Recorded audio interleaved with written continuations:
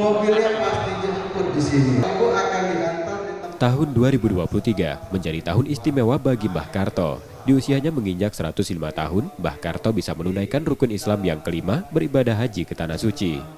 Mbah Karto berasal dari Desa Berasan Mulia, Kecamatan Buai Madang Timur, Kabupaten Oku Timur, adalah jemaat tertua di Sumatera Selatan. Ia masuk asrama haji Palembang bersama 354 jemaah lainnya dari kloter pertama embarkasi Palembang. Mbah Karto mendaftar haji sejak 11 tahun lalu. Keberangkatannya sempat tertunda 2 tahun karena kebijakan pandemi COVID-19 dan pembatasan haji pemerintah. Hingga akhirnya tahun ini ia diberi kesempatan menjalankan haji. Meski berusia senja, Mbah Karto dalam keadaan sehat dan bugar. Berangkat tanpa ditemani keluarga, ia akan didampingi rekan jemaah pendamping.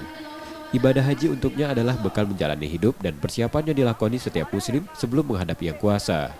Kalau kan ramong natepi kewajiban rukun ingkang kaping gangsal zakat, salat, zakat, poso Ramadan, 5 haji lamun kuwasa. Oh ya sudah.